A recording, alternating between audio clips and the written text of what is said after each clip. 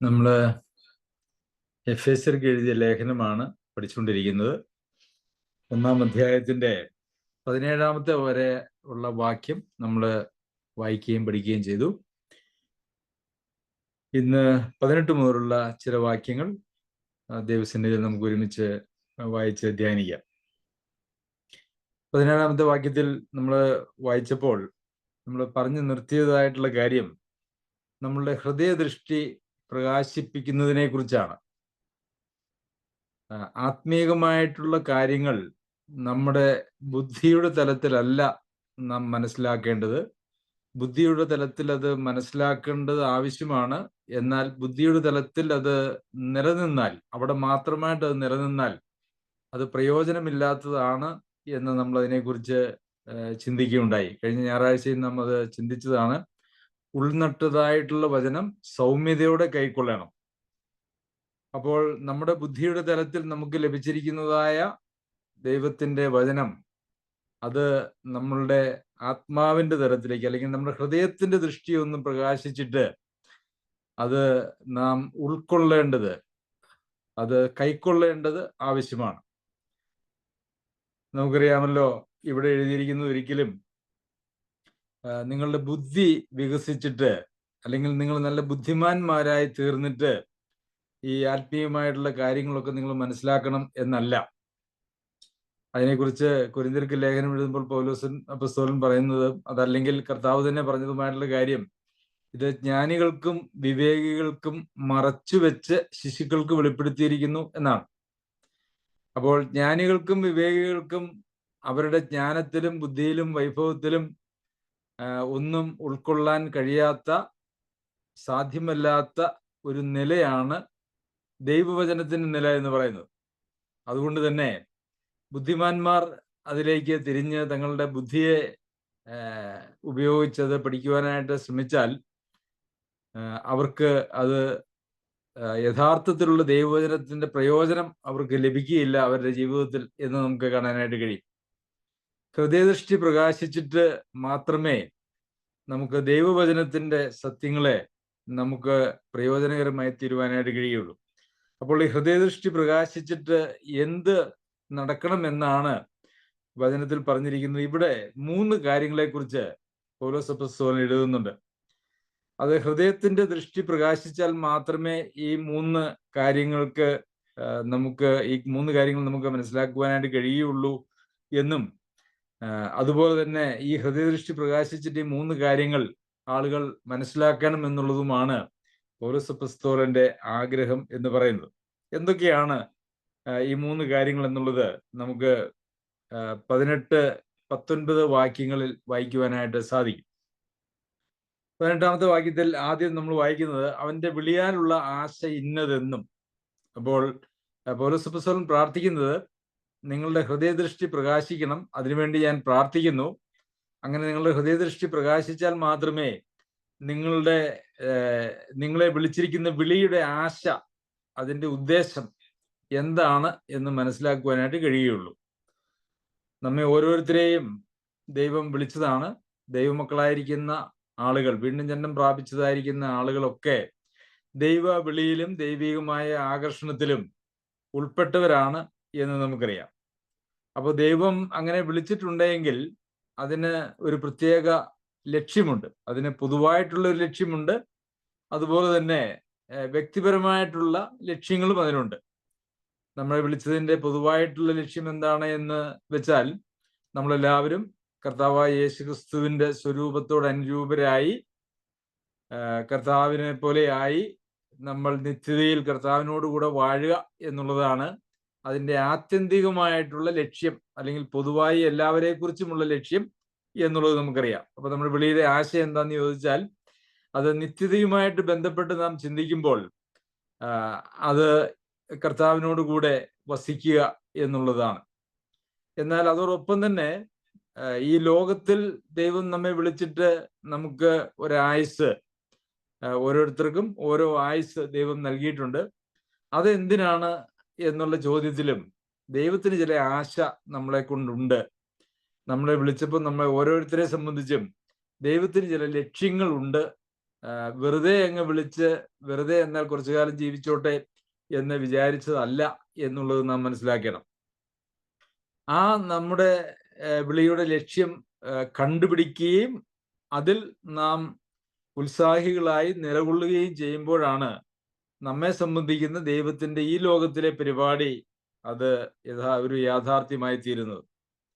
നമ്മളെ വിളിച്ചതിന്റെ ലക്ഷ്യം എന്താണെന്ന് ചോദിച്ചു കഴിഞ്ഞാൽ ബൈബിൾ വായിക്കുക, പ്രാർത്ഥിക്കുക, സഭായോഗങ്ങൾക്കൊക്കെ വരിക, അങ്ങനെ ചില ആത്മീക ചട്ടവട്ടങ്ങൾക്ക് വേണ്ടിയാണ് എന്ന് നമുക്ക് തോന്നിയിട്ടുണ്ടെങ്കിൽ അല്ല.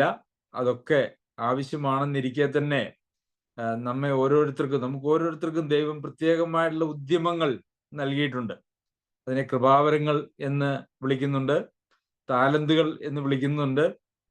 അതുപോലെ തന്നെ നമ്മളുടെ ഉത്തരവാദിത്വങ്ങളിൽ നിന്നോ അങ്ങനെയൊക്കെ നമുക്ക് ആ കാര്യങ്ങളെ വിളിക്കുവാനായിട്ട് സാധിക്കും.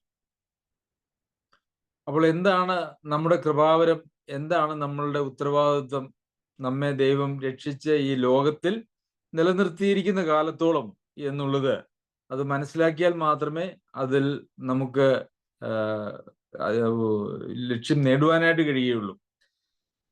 എന്നാൽ പലപ്പോഴും ഇന്ന് നമുക്ക് ചുറ്റും കാണാനായിട്ട് കഴിയുന്നതായിട്ടുള്ളൊരു യാഥാർത്ഥ്യം, അങ്ങനെ ഒരു താല്പര്യം, മരിച്ചു കഴിഞ്ഞാൽ സ്വർഗത്തിൽ പോകണം എന്നുള്ള ഒരു താല്പര്യം പൊതുവിൽ വിശ്വാസികളായിട്ടുള്ള ആളുകൾക്കുണ്ട്.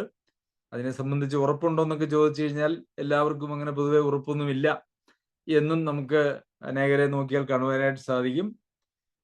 എന്നാൽ ഈ ജീവിച്ചിരിക്കുന്ന കാലത്ത് എന്നെ സംബന്ധിക്കുന്ന ദൈവിക ലക്ഷ്യം എന്താണ്, ഉത്തരവാദിത്വം എന്താണ് എന്ന് ചിന്തിക്കുകയും ആ ചിന്തയുടെ അടിസ്ഥാനത്തിൽ അത്തരം ഉത്തരവാദിത്തങ്ങൾ ദൈവത്തിൽ നിന്നും കണ്ടുപിടിച്ച് തൻ്റെ ജീവിതത്തെ സംബന്ധിക്കുന്ന ദൈവിക ലക്ഷ്യങ്ങളെ കണ്ടുപിടിച്ച് അത് ചെയ്യുന്നവരാകാനായിട്ടുള്ള താല്പര്യം ആളുകൾക്ക് പൊതുവെ കുറവാണ്. നമുക്കറിയാമല്ലോ, മുന്നൊരുക്കിയിരിക്കുന്ന സൽപ്രവൃത്തികൾക്കായിട്ട് ക്രിസ്തുവേശുവിൽ സൃഷ്ടിക്കപ്പെട്ടവരാകുന്നു എന്ന് രക്ഷയെ സംബന്ധിച്ച് അടിസ്ഥാനപരമായിട്ടുള്ള കാര്യങ്ങൾ പറയുമ്പോൾ തന്നെ അവിടെ നമുക്ക് വായിക്കുവാനായിട്ട് സാധിക്കും. അപ്പോൾ ദൈവം അങ്ങനെ എന്നാൽ കുറച്ചു പേരെ അങ്ങ് രക്ഷിച്ചേക്കാം, അവർ കുറച്ചു കാലമൊക്കെ ലോകത്തിൽ അങ്ങ് അടിപൊളിയായിട്ട് ജീവിച്ചോട്ടെ എന്നുള്ള ഒരു താല്പര്യത്തിൽ കർത്താവ് രക്ഷിച്ചതല്ല.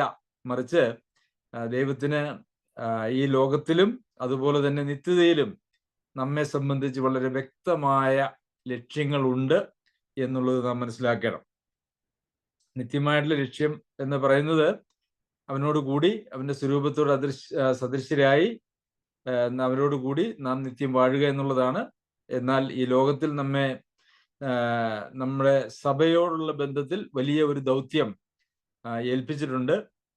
എല്ലാവർക്കും ആ ദൗത്യമുണ്ട്. സഭയിൽ ആരും യഥാർത്ഥത്തിൽ കാഴ്ചക്കാരില്ല. എല്ലാവരും സഭയിൽ പോരാളികളാണ്, അല്ലെങ്കിൽ എല്ലാവർക്കും ഉത്തരവാദിത്വമുള്ളവരാണ്. അങ്ങനെ സഭയിൽ കാഴ്ചക്കാരില്ല, എല്ലാവരും ഉത്തരവാദിത്വങ്ങളുള്ളവരാണ് എന്ന് പറയുമ്പോൾ പൊതുവിൽ ആളുകൾ ചിന്തിക്കുക അപ്പൊ സഭയുടെ മധ്യ എഴുന്നേറ്റ് നിന്ന് പുൾപ്പിറ്റിൽ നിന്ന് എന്തെങ്കിലും പറയുന്നതിനെയാണ് എന്നാണ്. എന്നാൽ അങ്ങനെയല്ല. വളരെ സൈലന്റ് ആയിട്ട് ആരും അറിയാതെ ചില ആത്മീക ശുശ്രൂഷകൾ ചെയ്യുന്നതായിട്ടുള്ള സഹോദരന്മാരും സഹോദരിമാരും ഇന്ന് സഭകളിലൂടെ ഉണ്ട്. അവരുടെ ശുശ്രൂഷകൾ പലപ്പോഴും ആളുകൾ അറിയുന്നില്ല. അവരാളുകളെ സന്ദർശിക്കുകയും വിളിക്കുകയും അവരെ ആശ്വസിപ്പിക്കുകയും സഹായിക്കുകയും അവരെ ബലപ്പെടുത്തുകയും ആത്മീയമായിട്ട് അവരെ കറക്റ്റ് ചെയ്യുകയും ഒക്കെ ചെയ്യുന്നതായിട്ടുള്ള ആളുകളുണ്ട്. അതൊക്കെ ആത്മീയമായിട്ടുള്ള ശുശ്രൂഷകളാണ്. അന്യോന്യം ചെയ്യേണ്ടതായിട്ടുള്ള ധാരാളം ശുശ്രൂഷകളുണ്ട് ഇന്ന് ക്രിസ്തീയ ലോകത്ത്, അല്ലെങ്കിൽ സഭയിൽ എന്നുള്ളത് ഒരു യാഥാർത്ഥ്യമാണ്. നാം കേവലം ഒരു ഞായറാഴ്ച യോഗത്തിൽ പങ്കെടുക്കുന്നു, പിന്നെ മറ്റ് ക്ലാസ്സുകളിലൊക്കെ പങ്കെടുക്കുന്നു, അതിൽ നാം തൃപ്തരാണ്. അതിനപ്പുറം ഒന്നും നമുക്ക് സഭയെ സംബന്ധിക്കുന്നതായിട്ടുള്ള ഉത്തരവാദിത്തങ്ങളൊന്നും ഇല്ല, എടുക്കാനും താല്പര്യപ്പെടുന്നുമില്ല. നമ്മുടെ ഉത്തരവാദിത്വം എന്താണ് എന്ന് നാം കണ്ടുപിടിച്ചിട്ടുമില്ല. ദൈവം നമ്മെ ഏൽപ്പിച്ചിരിക്കുന്നതായിട്ടുള്ള വ്യക്തിപരമായിട്ടുള്ള ലക്ഷ്യങ്ങൾ എന്ത് എന്നുള്ളത് കണ്ടുപിടിച്ചിട്ടുമില്ല എന്ന് വന്നാൽ അത് വളരെ, ഞാൻ വിചാരിക്കുന്നു, ഭീകരമായ ഒരവസ്ഥയാണ്. അത് എന്തുകൊണ്ടാണ് ഭീകരമായിരിക്കുന്നത് എന്ന് ചോദിച്ചാൽ, നമുക്കറിയാം, വചനത്തിൽ നാം വായിക്കുന്നത് എല്ലാവർക്കും ദൈവം പരിശുദ്ധാത്മാവിനെ നൽകിയിട്ടുണ്ട്. വീണ്ടും ജന്മം പ്രാപിച്ച എല്ലാവർക്കും ദൈവാത്മാവുണ്ട്. ദൈവാത്മാവ് ഓരോരുത്തർക്കും കൃപാവരങ്ങൾ കൊടുത്തിട്ടുണ്ട്. കൃപാവരങ്ങൾ ലഭിക്കാത്തതായിട്ടുള്ള ആരും ഒരു സഭയിലില്ല. അപ്പോൾ കൃപാവരങ്ങൾ ഒരാൾക്ക് ഇല്ല, അത് ഉപയോഗിക്കുന്നില്ല എന്ന് പറഞ്ഞാൽ രണ്ടാണ് അതിനുള്ള സാധ്യത എന്ന് പറയുന്നത്. ഒന്ന്, കൃപാവരം ലഭിച്ചിട്ടില്ല എന്ന് പറഞ്ഞാൽ അതിന്റെ അർത്ഥം വീണ്ടും ജനനം പ്രാപിച്ചിട്ടില്ല എന്ന് തന്നെയാണ്. രണ്ടാമത്തെ കാര്യം എന്ന് പറയുന്നത്, കൃപാവരം ജ്വലിപ്പിച്ചിട്ടില്ല. അതായത് നമുക്ക് ആ കൃപാവരം എന്താണെന്ന് മനസ്സിലാക്കി അത് ഉപയോഗിക്കാനുള്ള യാതൊരു വക താല്പര്യവും നമുക്കില്ല. അതിനെക്കുറിച്ച് കർത്താവ് പറഞ്ഞ ഉപമയിലെ ചില വാക്കുകൾ കടമെടുത്താൽ അത് ഒരു റൂമാലിൽ കെട്ടി കുഴിച്ചിട്ടു എന്ന് പറയത്തക്ക നിലയിൽ. അപ്പോൾ കൃപാവരം ഉപയോഗിക്കാൻ ഞാൻ തയ്യാറില്ല, അത് കുഴിച്ചിട്ടിരിക്കുകയാണ്. അങ്ങനെയുള്ള ആളുകളോടും കർത്താവ് ഇടപെടുന്നത്, ശരി, നീ ഒന്നും ചെയ്തില്ലെങ്കിലും നിനക്ക് പ്രതിഫലം ഇച്ചിരി കുറച്ച് തന്നിട്ട് നിന്നെ സ്വർഗത്തിലേക്ക് എടുത്തേക്കാം എന്നുള്ള നിലയിലല്ല, മറിച്ച് ദുഷ്ടനും മടിയനുമായ ദാസനെ എന്ന് വിളിക്കുകയും പുറത്തുള്ള ഇരുട്ടിലേക്ക് തള്ളിക്കളയുക, അവിടെ കരച്ചിലും പല്ലുകടിയും ഉണ്ടാകും എന്നൊക്കെയാണ് വളരെ ശക്തമായ ഭാഷയാണ് അത് സംബന്ധിച്ച് ഉപയോഗിച്ചിരിക്കുന്നത് എന്ന് നമുക്ക് കാണുവാനായിട്ട് സാധിക്കും. ഈ ആത്മനിയന്ത്രണത്തിൽ ജീവിക്കുന്നവരാണ് യഥാർത്ഥത്തിൽ ദൈവത്തിന്റെ മക്കൾ എന്ന് നാം ഇതിനു മുമ്പ് റോമർക്ക് എഴുതിയ ലേഖനമൊക്കെ പഠിച്ചപ്പോൾ പഠിക്കുകയുണ്ടായി.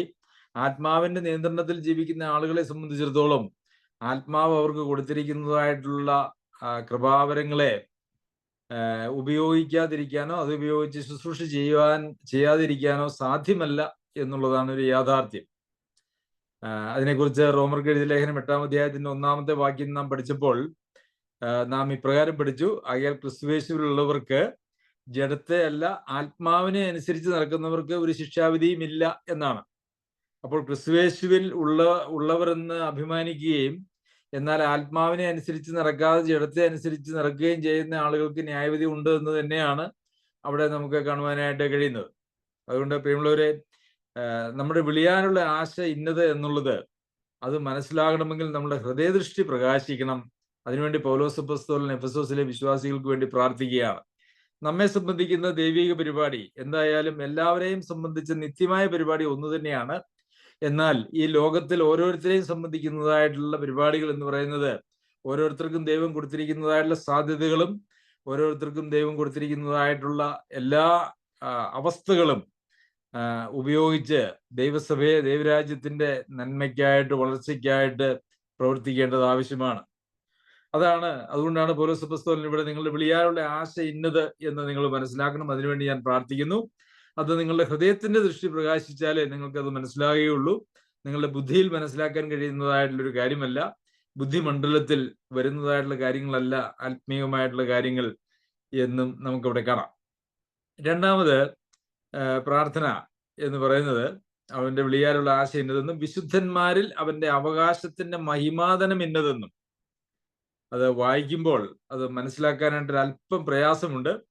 എന്നാൽ നമ്മളുടെ ഒരു സാധാരണ ഒരു ലളിതമായ ഭാഷ അതിനെക്കുറിച്ച് പറഞ്ഞാൽ അതിനെ നമുക്ക് ഇങ്ങനെ പറയാം: വിശ്വാസികളുടെ വില എന്താണെന്ന് നിങ്ങൾ മനസ്സിലാക്കണം.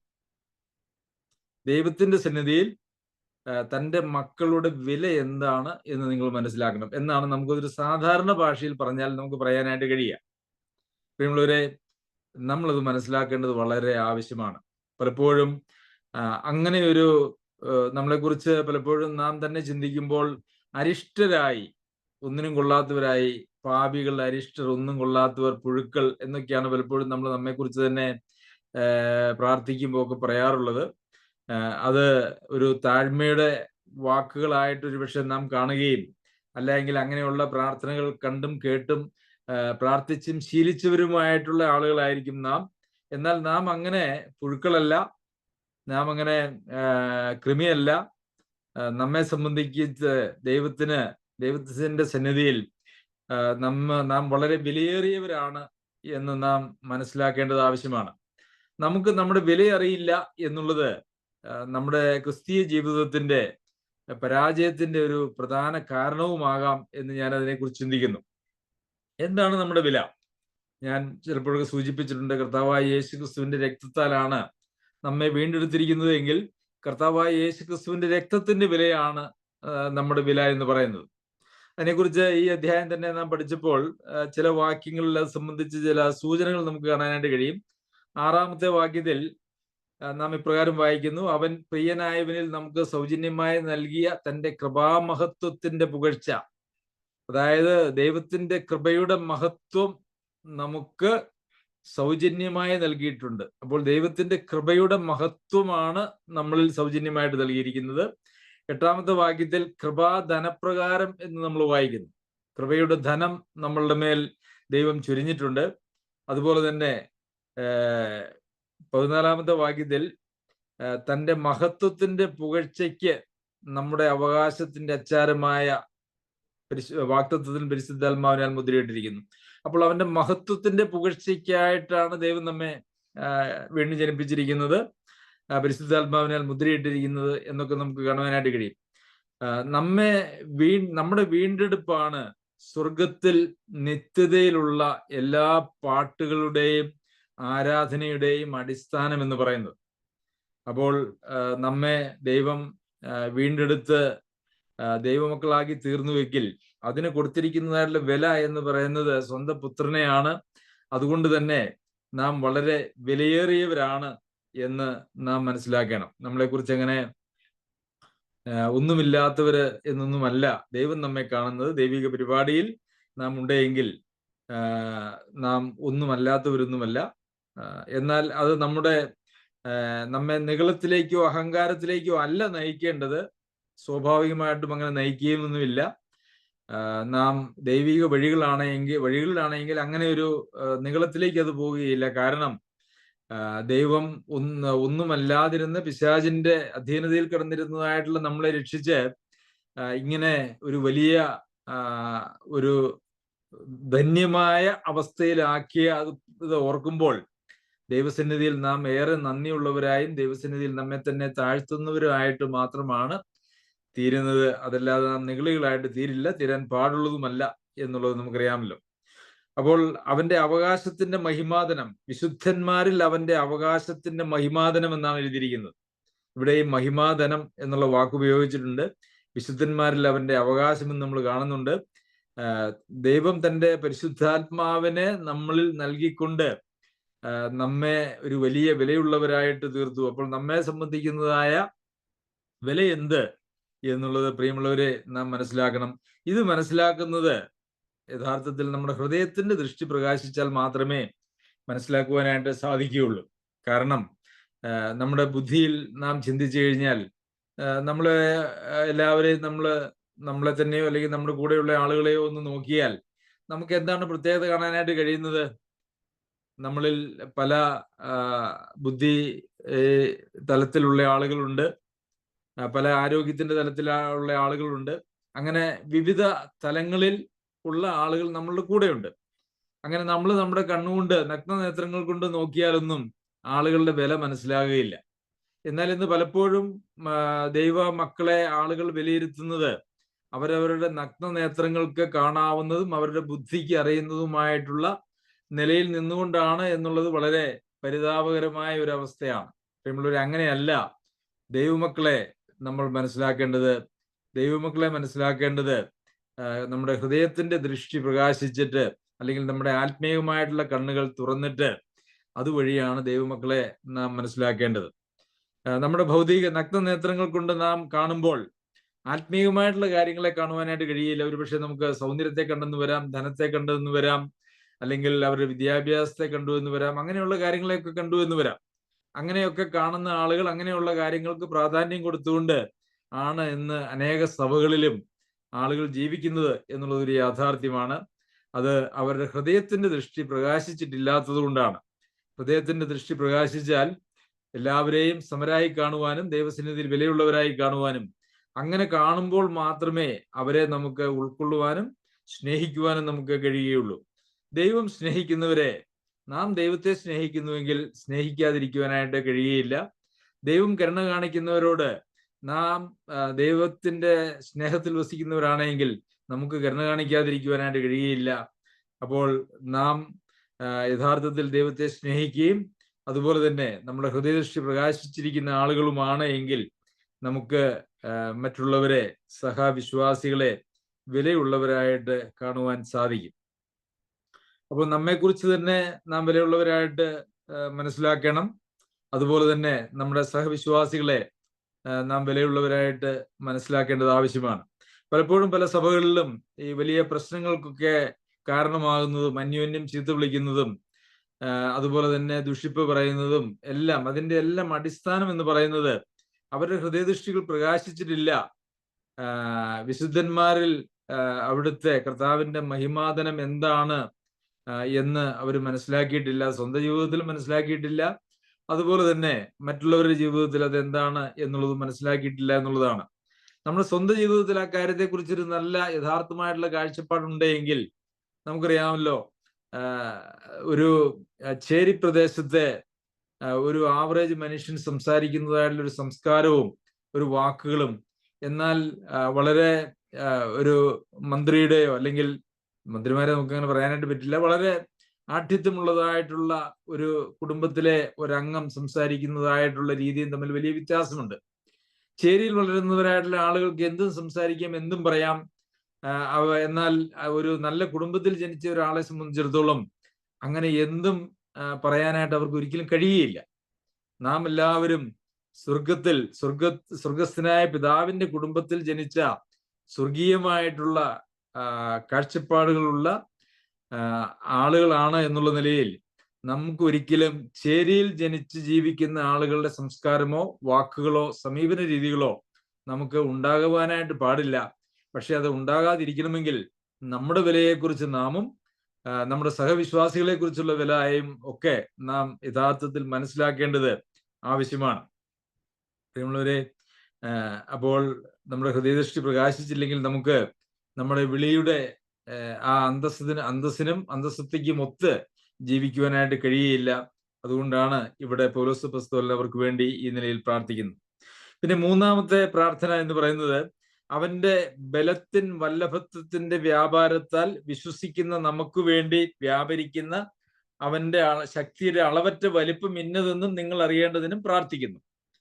ഇത് വളരെ ലളിതമായ ഭാഷയിൽ പറഞ്ഞാൽ, നമുക്ക് കൂട്ടായിട്ട് നമ്മുടെ അച്ചാരമായിട്ട് നമുക്ക് തന്നിരിക്കുന്നതായിട്ടുള്ള പരിശുദ്ധാത്മാവ് നമുക്ക് എത്രത്തോളം ശക്തി തരാനായിട്ട് കഴിയുന്നവരാണ് എന്നുള്ളതും നാം മനസ്സിലാക്കണമെന്നാണ്. അതിന്റെ ശരിയായിട്ടുള്ള ലളിതമായിട്ടുള്ള ഒരു ഭാഷയിൽ പറഞ്ഞാൽ നമുക്ക് അങ്ങനെ കാണുവാനായിട്ട് സാധിക്കും. എന്നാൽ അത് വളരെ ഉപയോഗിച്ചിരിക്കുന്നത് അവന്റെ ബലത്തിൻ വല്ലഭത്വത്തിന്റെ വ്യാപാരത്താൽ വിശ്വസിക്കുന്ന നമുക്ക് വേണ്ടി വ്യാപരിക്കുന്ന അവന്റെ ശക്തിയുടെ അളവറ്റ വലിപ്പം.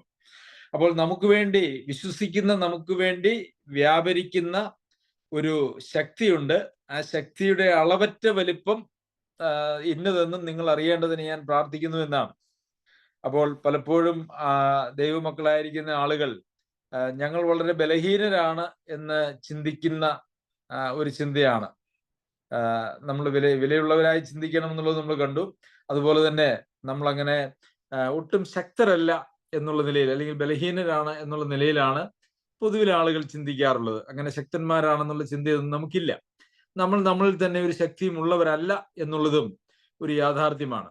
എന്നാൽ നമ്മൾ ശക്തരല്ലെങ്കിലും നമ്മളോട് കൂടെയുള്ളവൻ ശക്തനാണ് എന്നുള്ളത് കൊണ്ട് ആ ശക്തി നമുക്ക് ലഭ്യവുമാണ് എങ്കിൽ യഥാർത്ഥത്തിൽ നമ്മൾ ശക്തന്മാരല്ലേ? എന്തുകൊണ്ടാണ് പൗലോസ് അപ്പോസ്തലൻ പറയുന്നത്, ഈ ലോകത്ത് എന്തെല്ലാം സംഭവിച്ചാലും ക്രിസ്തുയേശുവിലുള്ള ദൈവസ്നേഹത്തിൽ നിന്നും എന്നെ വേർപിരിക്കുവാൻ കഴിയില്ല. അത് ഉയരത്തിന് കഴിയില്ല, ആഴത്തിന് കഴിയില്ല, ഇപ്പോഴുള്ളതിന് കഴിയില്ല, വരുവാനുള്ളതിന് കഴിയില്ല. അങ്ങനെ യാതൊന്നിനും ആ സ്നേഹത്തിൽ നിന്ന് എന്നെ വേർപിരിക്കുവാൻ കഴിയില്ല എന്ന് പറയുന്നതിന്റെ കാര്യം എന്താണ്? നമുക്ക് ഒരു വലിയ ശക്തി ഉള്ളത് കൊണ്ടല്ലേ. പക്ഷെ ആ ശക്തി നമ്മളുടെ സ്വന്തം എന്നല്ല, നമുക്ക് ദൈവം നൽകിയിരിക്കുന്ന ആ പരിശുദ്ധാത്മാവിന്റെ ശക്തിയാണ് നമുക്ക് ഉള്ളത് എന്നുള്ളതാണ്. ദൈവം നമ്മെ ശക്തരാക്കുന്നുവെങ്കിൽ നാം എത്രയോ ശക്തിയുള്ളവരാണ്. ദൈവം നമ്മെ ഏൽപ്പിച്ചിരിക്കുന്നതായിട്ടുള്ള ശുശ്രൂഷകളും ഉത്തരവാദിത്തങ്ങളും നിറവേറ്റുന്നതിൽ എത്രത്തോളം ശക്തി നമുക്ക് ആവശ്യമുണ്ടോ ആ ശക്തി നമുക്ക് നമ്മളിൽ തന്നിരിക്കുന്നതായിട്ടുള്ള പരിശുദ്ധാത്മാവിനാൽ നമുക്ക് ലഭ്യമാണ്. അത് നാം മനസ്സിലാക്കേണ്ടതായിട്ടുള്ള ആവശ്യമുണ്ട്. കർത്താവിന് വേണ്ടി ജീവിക്കുന്നതിന് നമുക്ക് എത്രത്തോളം ശക്തി കർത്താവ് നമ്മെ ഏൽപ്പിച്ചിരിക്കുന്നതായിട്ടുള്ള കാര്യങ്ങൾക്ക് എത്രത്തോളം ശക്തിയും എന്തെല്ലാം റിസോഴ്സസ് നമുക്ക് വേണമോ അതെല്ലാം ദൈവം നമുക്ക് നൽകിയിട്ടുണ്ട്. ഒരു കുറവും നമുക്ക് ആ മേഖലയിൽ വരികയില്ല എന്നുള്ളതാണ് ഒരു യാഥാർത്ഥ്യം. പക്ഷെ അത് നമ്മൾ കാണണം. ഒരുപക്ഷെ വളരെ ധനവാന്മാരായിരിക്കുന്ന, ആത്മീയമായിട്ട് ധനവാന്മാരായിരിക്കുന്ന ആകുവാൻ കഴിയുന്ന ഒരു സാഹചര്യത്തിൽ ജീവിക്കുവാൻ കഴിയുമായിരുന്നിട്ടും ശരിക്കും പറഞ്ഞാൽ യാചകരുടേതായിട്ടുള്ള ഒരു മനോഭാവമാണ് ഇന്ന് അനേക വിശ്വാസികൾക്കും ഉള്ളത് എന്നുള്ളത് ഒരു യാഥാർത്ഥ്യമാണ്. എപ്പോഴും എന്തെങ്കിലുമൊക്കെ യാചിച്ച് ഒന്നുമില്ല, ഒന്നും കഴിവില്ല എന്നുള്ള നിലയിലാണ് ആളുകൾ ചിന്തിക്കുകയും അതിനനുസരിച്ചിട്ടാണ് ആളുകളുടെ ജീവിത രീതിയും എന്ന് നമുക്ക് കാണാനായിട്ട് കഴിയും. എന്നാൽ നമ്മളിൽ തന്നെ ഉള്ള ഒരു ശക്തിയല്ല എന്നുള്ളത് നമുക്കറിയാമല്ലോ. നമ്മളിൽ തന്നെ നമുക്ക് വിലയില്ല, നമ്മളിൽ തന്നെ നമുക്ക് ശക്തിയുമില്ല. എന്നാൽ വിശ്വസിക്കുന്ന നമുക്ക് വേണ്ടി വ്യാപരിക്കുന്ന ഒരു ശക്തി നമ്മുടെ ഉള്ളിലുണ്ട്. അതുപോലെ തന്നെ നമ്മുടെ ചുറ്റുമുണ്ട്. നമ്മുടെ ചുറ്റും എന്താണ് ശക്തി എന്നുള്ളത് ഒരു പക്ഷേ നിങ്ങൾ ചിന്തിക്കുമായിരിക്കും. ദൈവം തന്റെ ദൂതന്മാരെ നമുക്ക് കാവലായിട്ട് ദൈവം ഏൽപ്പിച്ചിട്ടുണ്ട്. സേവകാത്മാക്കളായിട്ട് തന്റെ ദൂതന്മാർ നമ്മുടെ ചുറ്റുമുണ്ട്. നമ്മൾ 2 രാജാക്കന്മാരുടെ പുസ്തകം നാം വായിച്ചാൽ അവിടെ ദൈവത്തിന്റെ മക്കളുടെ ചുറ്റും ഏർപ്പെടുത്തിയിരിക്കുന്നതായിട്ടുള്ള ഒരു ദൈവിക കരുതലിന്റെ ഒരു ചരിത്രം നമുക്ക് കാണുവാനായിട്ട് സാധിക്കും.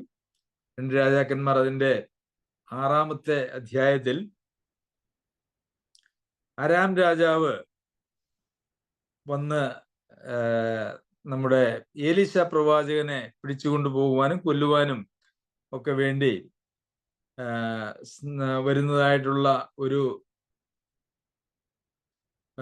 സംഭവമാണ് നമുക്കവിടെ കാണാനായിട്ട് കഴിയുന്നത്. അപ്പോൾ ഇസ്രായേലിനോട് യുദ്ധം ചെയ്താൽ ഒരിക്കലും അരാം രാജാവിന് വിജയിക്കാൻ കഴിയുന്നില്ല. അത് എന്തുകൊണ്ടാണ് വിജയിക്കാൻ കഴിയാത്തതെന്ന് ഇങ്ങനെ അന്വേഷിച്ചപ്പോൾ അത് ഒറ്റുകാരൊന്നും ഉണ്ടായിട്ടല്ല, മറിച്ച് ഇസ്രായേലിൽ ഒരു പ്രവാചകനുണ്ട്. അപ്പൊ പ്രവാചകന്റെ നിർദ്ദേശത്തിനനുസരിച്ച് ഇസ്രായേൽ രാജാവ് യുദ്ധത്തിന് പുറപ്പെടുന്നത് കൊണ്ടാണ് എന്ന് മനസ്സിലാക്കിയപ്പോൾ, എന്നാൽ ആ പ്രവാചകനെ ഒന്ന് കൊന്നുകളഞ്ഞേക്കാം എന്ന് വിചാരിച്ചുകൊണ്ട് വരുന്ന ഒരു സന്ദർഭമാണ് നമുക്കിവിടെ കാണാനായിട്ട് കഴിയുന്നത്. 2 രാജാക്കന്മാർ 6-ാം അധ്യായത്തിന്റെ 13 മുതലുള്ള വാക്യങ്ങൾ വായിച്ചാൽ അവിടെ അരാം രാജാവ് ഇപ്രകാരം പറയുന്നു: നിങ്ങൾ ചെന്ന് അവൻ എവിടെ ഇരിക്കുന്നു എന്ന് നോക്കുവിൻ, ഞാൻ ആളയച്ച് അവനെ പിടിപ്പിക്കും എന്ന് അവൻ കൽപ്പിച്ചു. അവൻ ദോതാനിലുണ്ടെന്ന് അവൻ അറിവ് കിട്ടി. അവൻ അവിടേക്ക് ശക്തിയുള്ള സൈന്യത്തെ കുതിരകളും രഥങ്ങളുമായി അയച്ചു. അവർ രാത്രിയിൽ ചെന്ന് പട്ടണം വളഞ്ഞു. ഒരാളെ പിടിക്കാനായിട്ടാണ് യഥാർത്ഥത്തിൽ ശക്തിയുള്ള സൈന്യത്തെ കുതിരകളും രഥങ്ങളുമായി അയച്ചിരിക്കുന്നതെന്ന് നമ്മൾ ഓർക്കണം. 15-ാമത്തെ വാക്യത്തിൽ ദൈവപുരുഷന്റെ ബാല്യക്കാരൻ രാവിലെ എഴുന്നേറ്റ് പുറത്തിറങ്ങിയപ്പോൾ ഒരു സൈന്യം കുതിരകളും രഥങ്ങളുമായി പട്ടണം വളഞ്ഞിരിക്കുന്നത് കണ്ടു. ബാല്യക്കാരൻ അവനോട്, അയ്യോ യജമാനനെ, നാം എന്ത് ചെയ്യുമെന്ന് പറഞ്ഞു. അതിന് അവൻ, പേടിക്കേണ്ട, നമ്മോട് കൂടെയുള്ളവർ അവരോട് കൂടെയുള്ളവരെക്കാൾ അധികമെന്ന് പറഞ്ഞു. പിന്നെ ഏലീശ പ്രാർത്ഥിച്ചു, യഹോവേ, ഇവൻ കാണത്തക്കവണ്ണം ഇവന്റെ കണ്ണ് തുറക്കണമേ എന്ന് പറഞ്ഞു. യഹോവ ബാല്യക്കാരന്റെ കണ്ണ് തുറന്നു. ഏലീശയുടെ ചുറ്റും അഗ്നിമയമായ കുതിരകളും രഥങ്ങളും കൊണ്ട് മല നിറഞ്ഞിരിക്കുന്നത് അവൻ കണ്ടു. പ്രിയമുള്ളവരെ, ദൈവത്തിന്റെ കരുതൽ എന്ന് പറയുന്നത് ഒരുപക്ഷെ നാം കാണുന്നില്ലെങ്കിലും ദൈവിക കരുതലിന്റെ വിവിധ വശങ്ങൾ ഉണ്ട് എന്നുള്ളത് നാം മനസ്സിലാക്കേണ്ടതായിട്ടുള്ള ആവശ്യമുണ്ട്. ദൈവം അനുവദിക്കാതെ ദൈവമക്കളുടെ തലയിൽ നിന്നൊരു രോമം പോലും പൊഴിയുകയില്ല എന്നുള്ള വിശ്വാസം വാക്യങ്ങൾ വായിക്കുകയും അത് കാണാപ്പാഠം പഠിക്കുകയും അതുപോലെ തന്നെ പഠിപ്പിക്കുകയും ചെയ്യുമ്പോഴും നമ്മുടെ പ്രായോഗിക ജീവിതത്തിലേക്ക് വരുമ്പോൾ അത് വിശ്വസിക്കാൻ, അത് വിശ്വാസമായി പരിണമിക്കാൻ ഒരിക്കലും സാധിക്കുന്നില്ല എന്നുള്ളത് എത്രയോ ഭയാനകമായ അല്ലെങ്കിൽ എത്രയോ ദയനീയമായ ഒരവസ്ഥയാണ്. ദൈവം ഒരുപക്ഷെ നമ്മുടെ മുടി വീഴുവാനായിട്ട് അനുവദിക്കും, നമ്മളുടെ ആരോഗ്യത്തിന് ഒരുപക്ഷെ ചില പ്രശ്നങ്ങൾ വരാനായിട്ട് ദൈവം അനുവദിക്കും, ദൈവം ഒരുപക്ഷെ നമ്മുടെ മരണത്തെ പോലും അനുവദിക്കുമെന്നുള്ളതൊരു യാഥാർത്ഥ്യമാണ്. എന്നാൽ അത് ദൈവം അനുവദിച്ചതാണ്. ദൈവം ഒരു കാര്യം അനുവദിക്കുന്നുവെങ്കിൽ അതെപ്പോഴും നമ്മുടെ നന്മയ്ക്കായിട്ടാണ്. അപ്പോൾ നമുക്ക് ഭയപ്പെടാനും ആയിട്ട് ഈ ലോകത്തിൽ, കർത്താവിന്റെ വഴിയിലാണ് നാം ജീവിക്കുന്നതെങ്കിൽ നമുക്ക് ഭയപ്പെടാനായിട്ട് ഈ ലോകത്തിൽ ഒന്നുമില്ല എന്നുള്ളതാണ് യാഥാർത്ഥ്യം. കാരണം നമുക്ക് വേണ്ടി വ്യാപരിക്കുന്ന ഒരളവറ്റ ശക്തിയുണ്ട്. ആ ശക്തിയിൽ നാം ആശ്രയിച്ച് അതിലുള്ള ആത്മവിശ്വാസത്തിൽ നാം ജീവിക്കുമ്പോൾ നമുക്ക് ഒന്നും ഭയപ്പെടുവാനായിട്ടില്ല. എന്നാൽ പലപ്പോഴും നമുക്ക് വേണ്ടി വ്യാപരിക്കുന്ന അളവറ്റ ശക്തിയുടെ വലിപ്പത്തിൽ ആശ്രയിക്കുന്നതിന് പകരം നമ്മളുടെ ചില സാഹചര്യങ്ങളിൽ ആശ്രയിക്കുന്നതായിട്ടുള്ള പ്രവണതയാണ് ഇവിടെ നമുക്കിന്ന് ലോകത്തിൽ കാണുവാനായിട്ട് കഴിയുന്നത്. നമ്മൾ ധനത്തിൽ ആശ്രയിക്കാം, നമ്മുടെ പേരിലും പ്രശസ്തിയിലും ഒക്കെ നമുക്ക് ആശ്രയിക്കാം, നമ്മളുടെ വിദ്യാഭ്യാസത്തിലും ആരോഗ്യത്തിലും അങ്ങനെ ഇന്ന് ആളുകൾ നിഗളിക്കുന്നതായിട്ടുള്ള, അഹങ്കരിക്കുന്നതായിട്ടുള്ള ധാരാളം കാര്യങ്ങളുണ്ട് എന്ന് നമുക്കറിയാമല്ലോ. എന്നാൽ അതൊന്നും നമ്മളുടെ നിഗളത്തിനോ അഹങ്കാരത്തിനോ ആശ്രയത്തിനോ ഉള്ള കാര്യങ്ങളല്ല. ഏത് മനുഷ്യനെ സംബന്ധിച്ചും ദൈവവചനം പറയുന്നത് ഏത് മനുഷ്യനും ഉറച്ചു നിന്നാൽ കേവലം ഒരു ശ്വാസം മാത്രമേ ഉള്ളൂ. നമ്മളുടെ ഒരു ശ്വാസം ഇങ്ങോട്ട് എടുക്കാൻ കഴിഞ്ഞില്ലെങ്കിലോ, എടുത്ത ശ്വാസം തിരിച്ചുവിടാനായിട്ട് നമുക്ക് കഴിഞ്ഞില്ലെങ്കിലോ അതോടുകൂടി നമ്മളുടെ കഥ കഴിയുമെന്നുള്ളത് നമുക്കറിയാം. അപ്പോൾ മനുഷ്യന്റെ വില എന്ന് പറയുന്നത്, മനുഷ്യനിൽ തന്നെയുള്ള വില എന്ന് പറയുന്നത് ഒരു ശ്വാസം മാത്രമാണ്. എന്നാൽ നമുക്ക് വേണ്ടി വ്യാപരിക്കുന്നതായിട്ടുള്ള ശക്തി എന്ന് പറയുന്നത് അതിനെക്കുറിച്ച് അളവറ്റത് എന്നാണ്.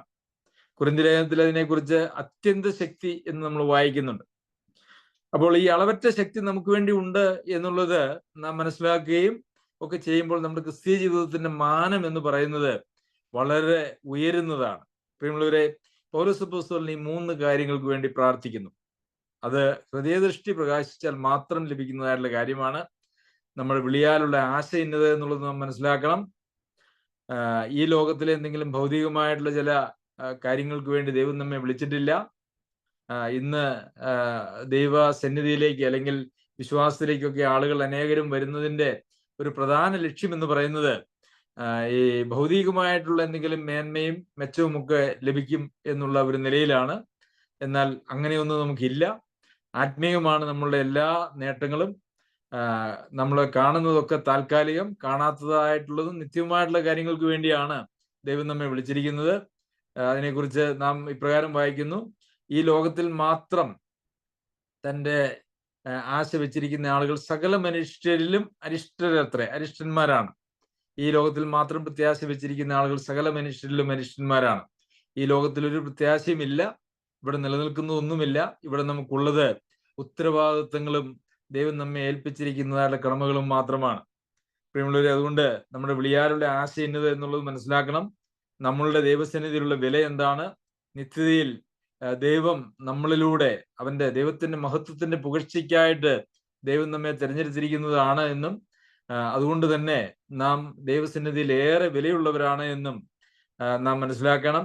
അതുപോലെ തന്നെ നമുക്ക് വേണ്ടി വ്യാപരിക്കുന്ന ഒരു വലിയ ശക്തിയുണ്ട്. നമ്മുടെ എല്ലാ ബലഹീനതകളെയും അതിജീവിക്കുന്നതായിട്ടുള്ള ദൈവിക ശക്തിയുണ്ട്. ആ ശക്തിയുടെ നാം ആശ്രയിച്ച് ജീവിക്കുന്നവരും ആകേണ്ടത് ആവശ്യമാണ്. ഈ കാര്യങ്ങൾ നമ്മുടെ ഹൃദയദൃഷ്ടി പ്രകാശിച്ചിട്ട് നാം മനസ്സിലാക്കിയാൽ നമ്മുടെ ക്രിസ്തീയ ജീവിതത്തിന്റെ തലം എന്ന് പറയുന്നത് ഏറെ ഉയരും. രാജാക്കന്മാരെ, ആത്മീയമായിട്ട് രാജാക്കന്മാരെ പോലെ വാഴുവാൻ വിളിക്കപ്പെട്ടവരായിട്ടുള്ള നാം പലപ്പോഴും യാചകരെക്കാൾ കഷ്ടമായിട്ടാണ് ഈ ലോകത്തിൽ ജീവിക്കുന്നത് എന്നുള്ളതൊരു യാഥാർത്ഥ്യമാണ്. പ്രിയമുള്ളവരെ, ആത്മീയമായിട്ട് എന്ന് ഞാൻ പറഞ്ഞത് നിങ്ങൾ ശ്രദ്ധിക്കണം. ഈ ലോകത്തിന്റെ കണ്ണുകൾ കൊണ്ട് കാണുമ്പോൾ ഉള്ളതായിട്ടുള്ളൊരു അവസ്ഥയല്ല. ലോകത്തിലെല്ലാവരും, നമുക്കറിയാമല്ലോ, ധനവാന്റെയും ലാസറിന്റെയും ഒരു ഉപമ കർത്താവ് പറഞ്ഞു.